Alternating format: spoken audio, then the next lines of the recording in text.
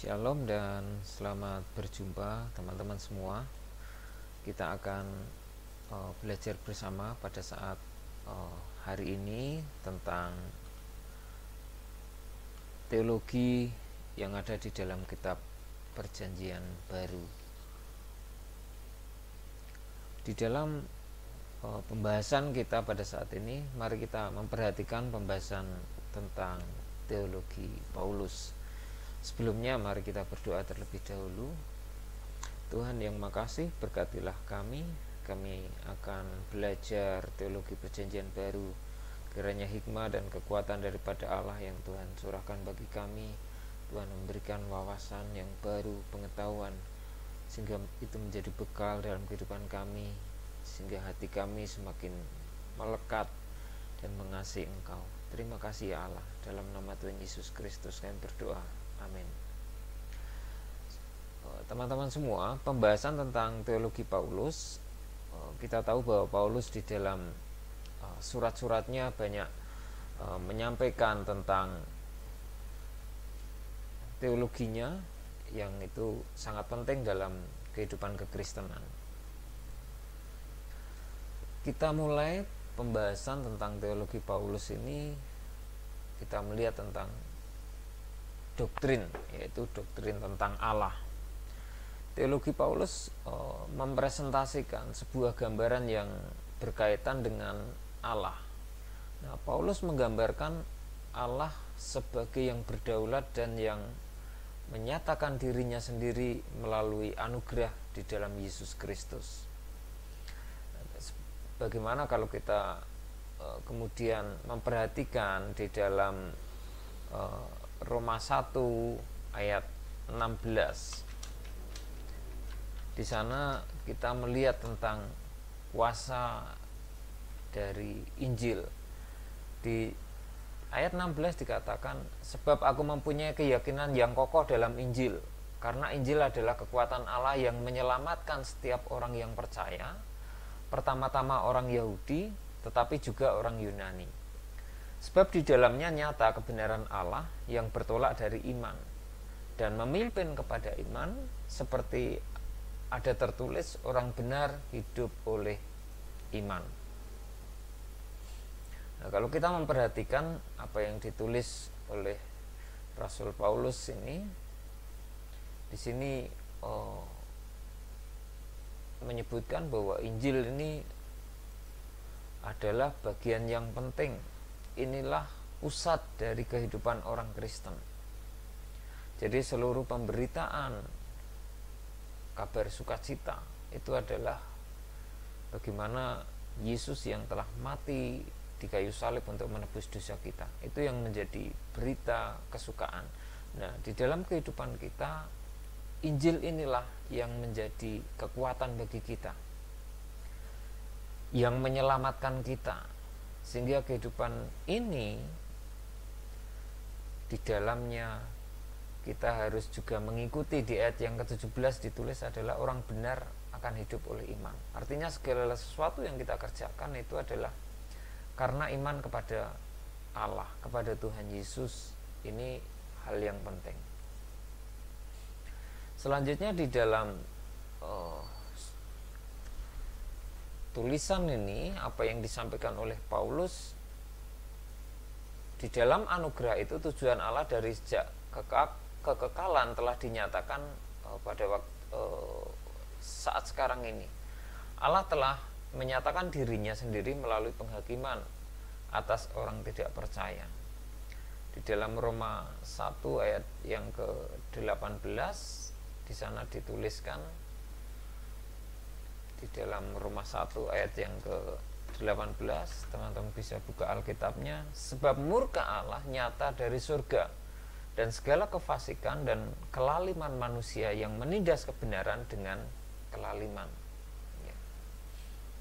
Di sini jelas bahwa Allah menyatakan kedaulatannya, dan Tuhan tidak menyukai kefasikan dan kelaliman manusia, bahkan penindasan.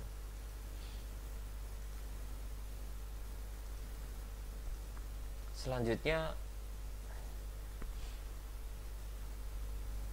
kata murka atau orgi itu mengekspresikan kedalaman murka Allah terhadap dosa, dan kemarahan ini berasal dari kekudusan dan kebenarannya. Karena kekudusannya, maka Allah tidak dapat mengabaikan dosa. Artinya di sini dosa yang dilakukan manusia itu menjadi kebencian. Allah tidak menyukai perbuatan dosa yang dilakukan oleh manusia. Allah menghendaki bahwa manusia itu adalah hidup di dalam ketaatan, kesetiaan, dan kekudusannya Allah.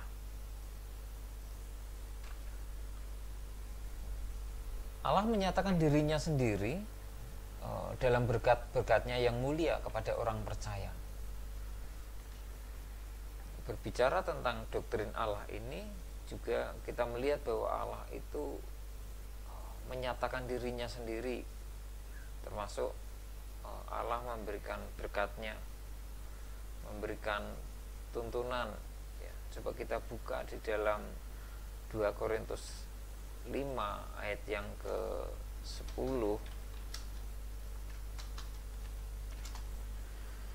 Di sana dinyatakan, sebab kita semua harus menghadap tahta pengadilan Kristus, supaya setiap orang memperoleh apa yang patut diterimanya sesuai dengan yang dilakukannya dalam hidupnya ini, baik ataupun jahat. Di dalam ayat ini menunjukkan bahwa setiap orang itu memiliki tanggung jawab atas apa yang dia lakukan, atas perbuatan yang dia lakukan, itu akan dipertanggungjawabkan di hadapan Allah.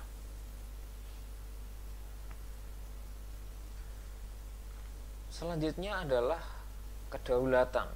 Konsep kedaulatan Allah mendamaikan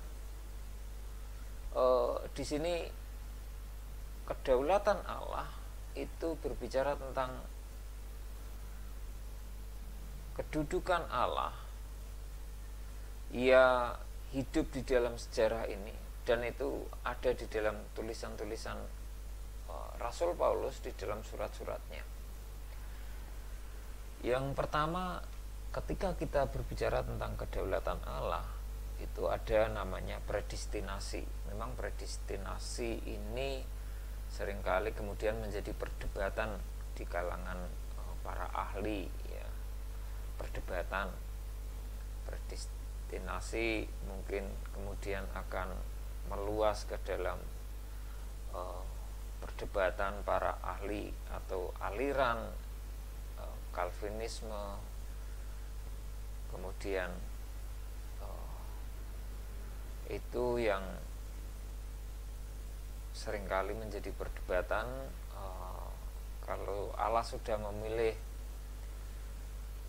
kemudian apa yang harus dilakukan oleh orang percaya, apakah harus memberitakan Injil dan sebagainya.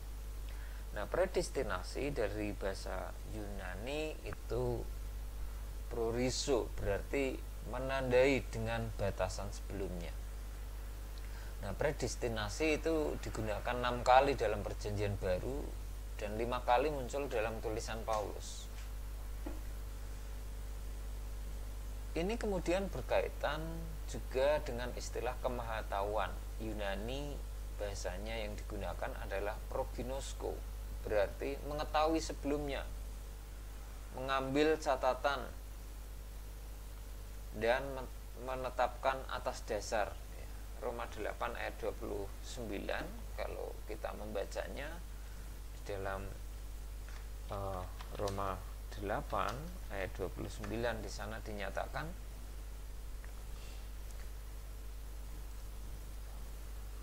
sebab semua orang yang dipilihnya dari semula, mereka juga ditentukannya dari semula untuk menjadi serupa dengan gambar anaknya, supaya ia, anaknya itu, menjadi yang sulung di antara banyak saudara.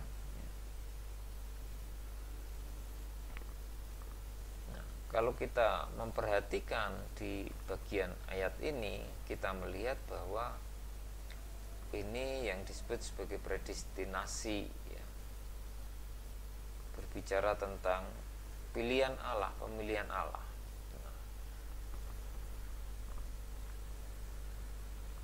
Kemahatauan menekankan bukan hanya pengetahuan sebelumnya, tetapi suatu relasi aktif antara yang mengetahui sebelumnya dengan yang diketahui sebelumnya.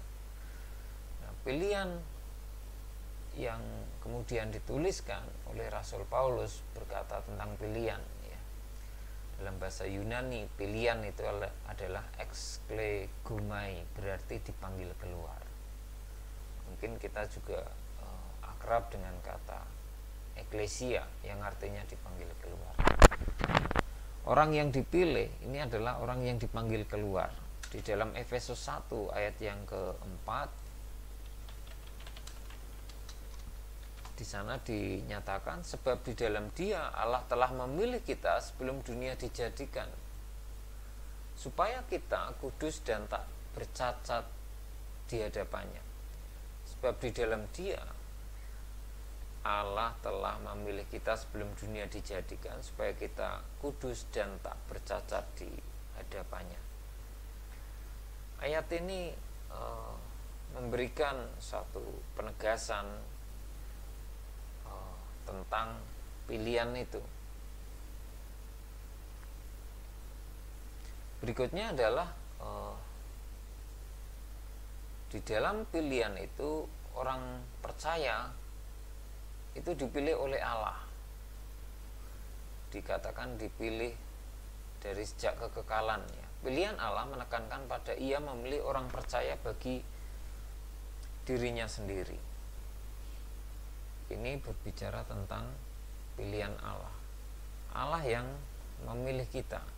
Pilihan Allah menekankan pada Ia memilih orang percaya bagi dirinya sendiri. Kalau kita bandingkan dalam Efesus 1 ayat yang keempat tadi, bahwa Allah memilih kita sebelum dunia dijadikan, supaya kita kudus dan tak bercacat di hadapannya. Selanjutnya, Rasul Paulus juga menuliskan di dalam teologinya itu berbicara tentang adopsi, ya. Adopsi itu ini adalah berkaitan dengan anak, begitu, ya. Mengadopsi. Adopsi dalam bahasa Yunani adalah huiothesia. Huiothesia berarti menjadikan anak. Nah, itu di dalam Efesus 1 ayat yang kelima, di sana dinyatakan dari ciptaan yang tidak layak, yang begitu banyak dosanya, namun kasih karunia Tuhan memilih untuk diangkat menjadi anak-anaknya. Dalam kasih Ia telah menentukan kita dari semula oleh Yesus Kristus untuk menjadi anak-anaknya sesuai dengan kerelaan kehendaknya. Jadi di situ dikatakan menentukan kita dari semula oleh Yesus Kristus untuk menjadi anak-anaknya sesuai kerelaan kehendaknya.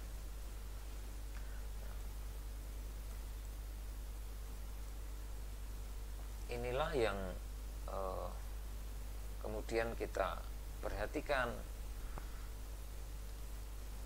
bahwa kata adopsi itu adalah mengangkat, ya. Allah mengangkat kita untuk dijadikan anaknya, begitu.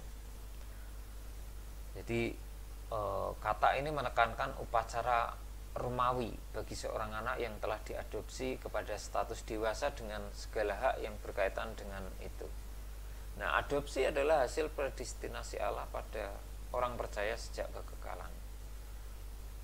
Ya, tentunya pembahasan kita ini berkaitan dengan predestinasi tentang adopsi perlu kita kaji lebih mendalam supaya kita tidak mengalami kebingungan atau kesulitan di dalam memahaminya. Tetapi di sini inilah berbagai pandangan teologi. Di dalam teologi itu kemudian berkembang banyak pandangan-pandangan yang satu sama lain bervariasi, tidak sama, begitu. Dipanggil, tadi disampaikan dipanggil dalam bahasa Yunani kletos, menunjuk pada panggilan Allah yang bersifat untuk keselamatan. Jadi di sini manusia dipanggil oleh Allah untuk keselamatan. Ini merupakan panggilan Allah yang memampukan seseorang untuk percaya. Istilah itu berhubungan dengan pilihan yang tidak bersyarat. Artinya Allah memilih kita tanpa berdasarkan jasa kita. Di dalam Roma 1 ayat yang ke-1, Roma 1 ayat 1, di sana dikatakan, dari Paulus hamba Kristus Yesus yang dipanggil menjadi rasul dan dikuduskan untuk memberitakan Injil. Kemudian di ayat yang ke-7, Rasul Paulus juga menuliskan, kepada kamu sekalian yang tinggal di Roma, yang dikasihi Allah, yang dipanggil dan dijadikan orang-orang kudus, kasih karunia menyertai kamu dan damai sejahtera dari Allah Bapa kita, dari Tuhan Yesus Kristus. Kemudian di ayat yang ke-8 dinyatakan, pertama-tama aku mengucap syukur kepada Allahku oleh Yesus Kristus atas kamu sekalian, sebab telah tersiar kabar tentang imanmu di seluruh dunia. Jadi ayat-ayat ini adalah berbicara tentang panggilan. Bagaimana orang dipanggil oleh Allah itu bukan karena jasa kita, tetapi panggilan itu adalah semata-mata anugerah Allah. Ini merupakan panggilan Allah yang memampukan seseorang untuk percaya.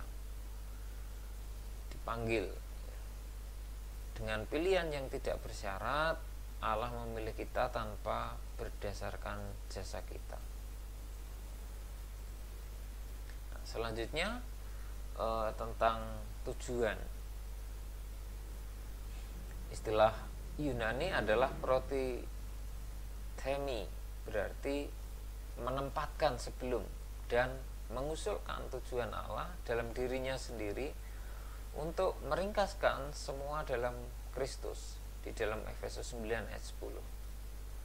Ya, istilah tujuan ini kita baca di dalam Efesus 1 ayat 9. Di sana dikatakan, sebab ia telah menyatakan rahasia kehendaknya kepada kita sesuai dengan kerelaannya, yaitu rencana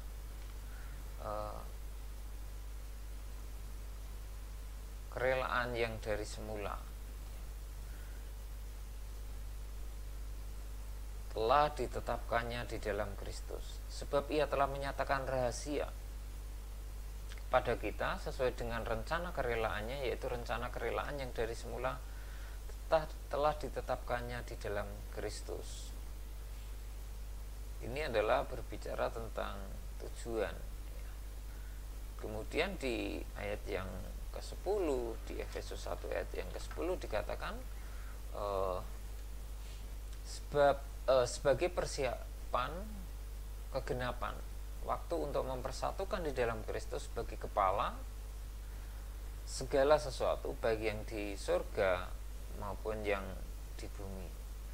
Nah, di sini apa yang ditulis oleh Rasul Paulus berkaitan dengan teologinya ini menunjukkan kepada kita bahwa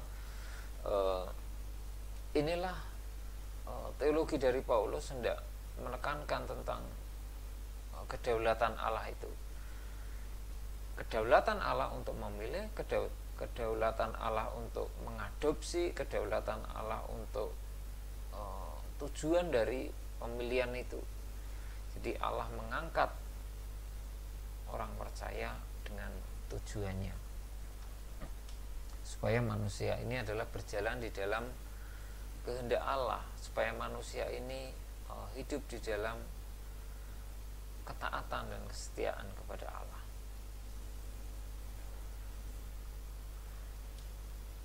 Nah, berbicara tentang predestinasi, yang berbicara tentang pilihan yang kerap kali itu menjadi perdebatan di dalam teologi. Hal yang penting perlu kita perhatikan dari pengajaran Paulus tentang kedaulatan, bahwa sumber utama dari predestinasi adalah kemuliaan kedaulatan Allah, dan tujuan dari predestinasi adalah keselamatan dan isinya adalah pelayanan. Nah, predestinasi tidak mengesampingkan tanggung jawab manusia.